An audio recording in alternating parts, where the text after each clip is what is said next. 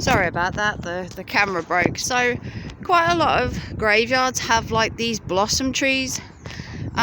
Mostly it's a sign of like new life and new hope. But I've seen quite a lot of graveyards with these like blossom trees, which give you a sense of calm. Some of the graves were really big, as you can see. Some of them were really big, and nowadays a grave has a size, or if they were like this, you would find that the husband was buried one side and the son was buried one side, or the mother and the husband or grandparents were buried either side.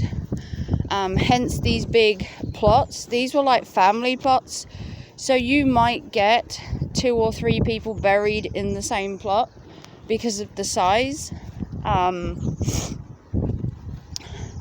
Things like this, the stone and everything, obviously it weathers, it breaks, see the crosses and stuff, and it was decided that because they have a tendency to bend and break and discolor, that the new ones, which are the ones you saw at the start, are a lighter, more durable material for obvious reasons.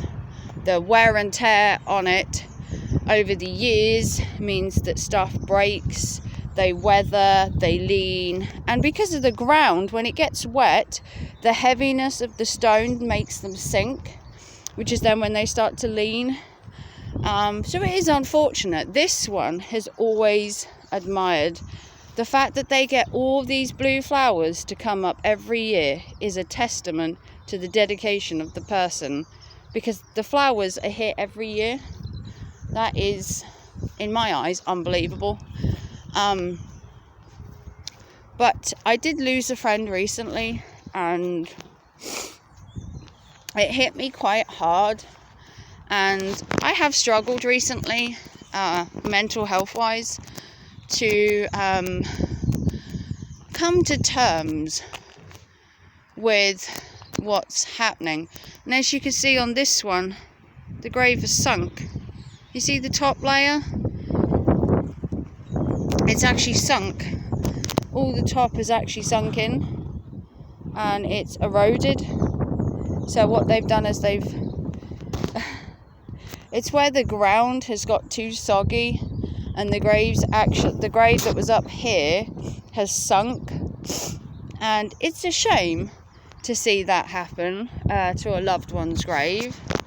But unfortunately, with how they were built back then, they were built heavy and they were built really fancy, and nowadays the graves have just simplified to where you just get a basic headstone and there's no fanciness or elaboration. I mean, the most elaborate you can do now is on the headstone, where you have a picture or a quote, but they do try and minimize the elaboration because of obvious reasons, where the graves obviously collapse. Stuff like this, where they're the same level and they have the headstone built into the frame, makes it easier, and the fact that it's got slate means it's less likely to sink, because of water getting through to the underneath, and then the eroding of the soil makes it difficult. And then you have the newer style graves, which are smaller, made out of different material, and they're also built to be more sturdy, for lasting longevity, weatherproof. Obviously there's a grave already dug. Always makes you feel creepy seeing a grave already dug. If a funeral happens to turn up, obviously I'm going to stop filming and I'll cut the video off. I didn't know there was a funeral. It might be for the weekend, it might be for today. But there are limits to what you can put on a grave. You may not know that. You are advised not to adorn the grave with too many flowers, too many trinkets. The only times they really allow this is like Mother's Day and Christmas. The rest of the year they do ask you to minimize the amount that you put on them, because As you can see, a lot of people have put flowers on for Mother's Day. Mother's Day was a couple of days ago, and obviously they try and minimize how many flowers you put on them and everything. That one's quite cute. It's a little train. It's obviously a child. Children are buried here too. It's an all-family graveyard. The only thing you can't bury here is pets, which there is a separate pet cemetery. There is such a thing. If you want your dog buried, you can have your pets buried elsewhere. But these are the new style graves where they're lighter, they're a different material, they're less likely to sink and erode, which is meant to be not only better for the family, but also better for the upkeep in the graveyard, like when they mow the lawn and stuff, that your grave isn't going to sink or lean or get damaged in any way, because that's obviously... And also, graveyards always seem to have daffodils. I don't know why. Daffodils and snowdrops, they're like a graveyard staple. But I'm not going to stay too long, because honestly, I just feel like crying. My friend isn't buried here. He's buried in a different graveyard further afield.